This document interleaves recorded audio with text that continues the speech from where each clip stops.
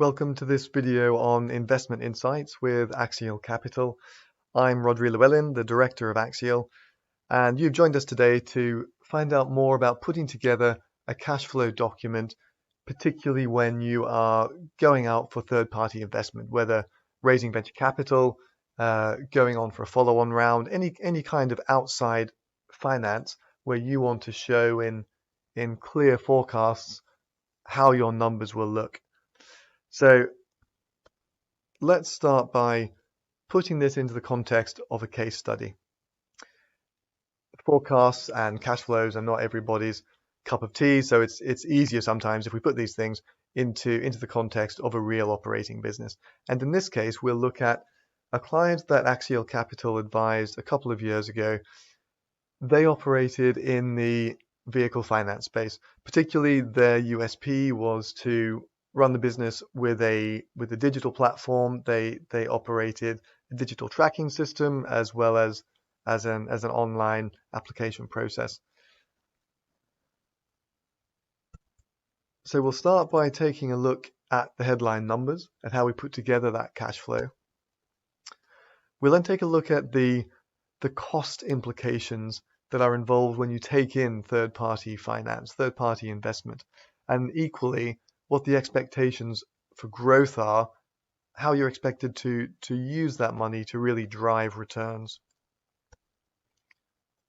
We'll then look at equally the value generation that should come out of having third-party investment. It's not just about money going in to help you build a business.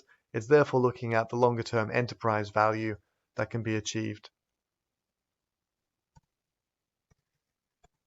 So as we said, this business being a digital-focused vehicle leasing company, their target market was, let's call them top tier of the subprime market. So these were people who they had determined were not bad credit. These were people who ultimately didn't qualify for, say, a high street lender, but they were people who nonetheless generally had jobs, good incomes or regular incomes, and were able to service lease repayments. Many of these people equally, they determined from their data analysis, were people who were great payers when it came to their car because they needed their car to get to work, to shuttle their children to and from school. So they had a very good niche in the market. Now their model was simply to allow people to take or to make online applications, to apply for credit, to access the money to buy their vehicle. Fairly simple, really. So if we now put that in the context of numbers, this is where it can get a bit busy. So we'll break this down into a few simple sections. We'll start with the assumptions. Now, assumptions are generally the more variable components of your revenue or of your cost base for your business. That might be the cost of client acquisition, for example, for different sectors, different companies. That cost is going to vary. Equally, there are a number of key assumptions for this business that we shall have a look at shortly. We've then broken this cash flow into the general metrics that is good for this business operator to know about their business. That's things such as how many new lease agreements were originated in each month, what the cumulative or the running total of lease agreements is. We have also included in here what the total finance charge is. So we'll look at that as well as we go into more detail, but you can see the general things for this business, how we summarized it in the headline of the document. As we move down, we look at the income section of the cash flow. Now again, this is cash inflows for the month, not necessarily the same as your profit and loss income, where you might have done business this month, but you won't see the income, the cash flow, for perhaps 45 days, if that's what your credit terms are. So this is income in terms of cash flow. We then have the direct charges, or in accounting speak, the cost of goods sold. And that leaves us with gross profit. The next section is your overheads. Those are the day-to-day running costs that every business faces in one way or another. Costs such as your internet, pretty much everybody has to account for that these days, and you'll have potentially different running overheads to this particular business, but this gives you a good overview. The next section is your net cash position. This is another summary section. We'll go into more detail as we go through the video, but this captures month to month what your net cash position is, or your net running position for that month. A summary of what your usable net cash flow is for the month. In this case, it's based on, do you have to return any money to the investors? It then captures what your running margins are, and your running cash flow, and your cash position, more importantly, your cash at bank essentially, which is based on how much investment, how much cash you have available. So before we look at that, let's go back to the top, and we have allowed, in this case, for this example, 250,000 of third-party investment coming into the company. Now that tells a story as we look at this cash flow in terms of month to month. Is it enough to keep you in the black? Or if you want to really drive marketing, would you need more investment than this? So let's start updating a couple of numbers just so our cash flow populates. In this case, admin fees. Every new client that this lease company originated a new facility for, they charge them an admin fee, and that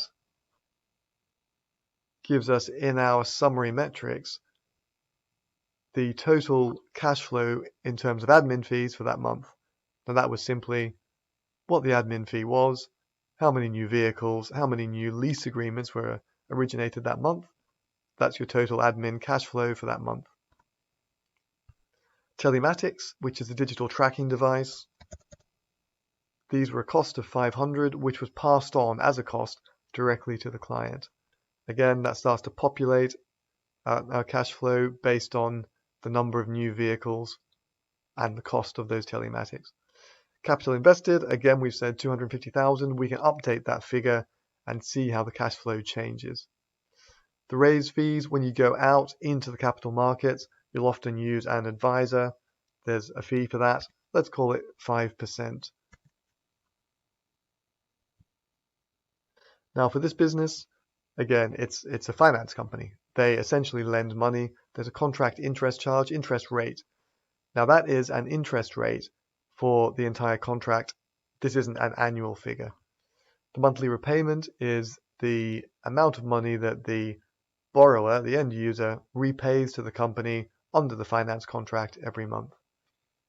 The average vehicle, now this is going to, in actual terms, change every month as the company assesses what the value of every vehicle was that was purchased during the month. But this is a forward-looking forecast, so we use a number that is an average that they have determined looks about right from the previous years of operation. And then the finance term, that's the length of the contract that's granted to each client. So again, we've captured a number of summary metrics in this section. The key ones, considering we're talking about going out, raising investment, raising whether it's venture capital buy-in or whether it's third-party institutional investment, £250,000 was what we put in our assumptions box. The new investment had a raise fee attached to it of 5%. So in that case, that's left you with $12,500 less of free available cash flows than the 250 that was actually raised.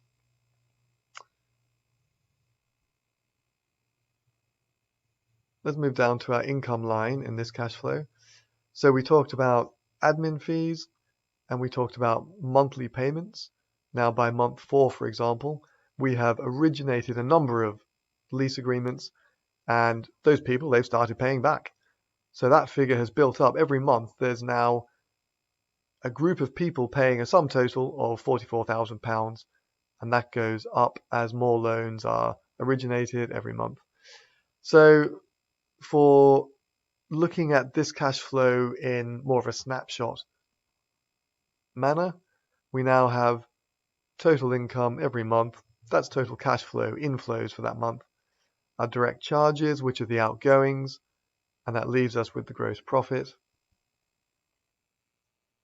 We've then determined what our overheads look like. And after we deduct the overheads, we have a net position. When the company is small and growing, you're trying to fuel growth. So that could be, for example, a lot of money spent on marketing. Now, as you drive up your marketing expense, look at that, £18,000 per month. When your revenues are still relatively paltry, you're going to run at a negative cash position every month. We're going to assume here that there's no money paid back to the investors. For example, if they wanted, after 4 months, to get £100,000 back, suddenly our cash flow position for the month looks awful. So let's leave that out. But this is something that's good to think about when you build a cash flow document, as you need to know when your cash position is going to be impacted month to month. So our usable cash flows, as we talked about, that's driven in this cash flow document based on if you're paying returns back. Your monthly margin, whilst you're losing money every month, your margin is negative every month. And your cumulative figure, it's building, it's collecting all these negatives and it's adding them together here. But because we have £250,000 of outside investment, our running cash position is actually positive, remains positive until we burn it all. Once it's burnt, we're then back into negative cash position. So let's jump back up here a minute. Change our third-party investment figure to, say, £750,000. Now that shows us that we still have cash left in the bank to keep driving growth. So we can keep spending on marketing. We can keep spending on increased salaries as the company grows. Now we've set this spreadsheet, this cash flow over 3 years. So you can see that the balance, it drops with £750,000 and the proposed growth rate that this firm has. The lowest they get to, they burn down to £317,000 of cash at bank, which is fine. Based on their forecasts, if their forecasts work out, that begins to climb again. And as their sales, if we go back up here, increases to 125, 130 cars originated, 130 new deals originated every month. They then start to run in positive monthly cash flows. They're running at a cumulative positive figure, and including investment and that positive cash flow month on month, they're now back from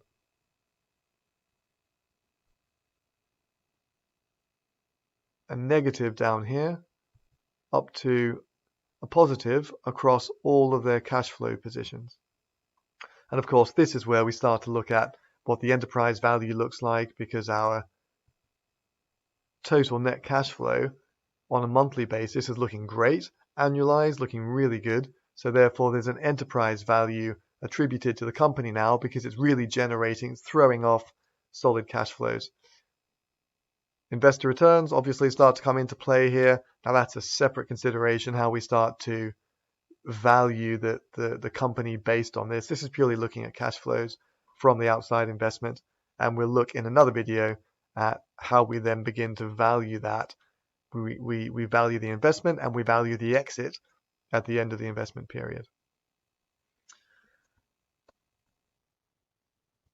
So let's look at the takeaways quickly from this.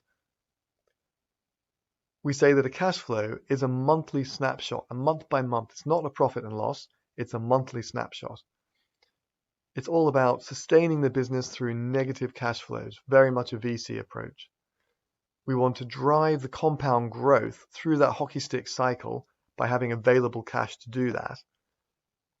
And it helps you to show how much investment is actually required, where and when.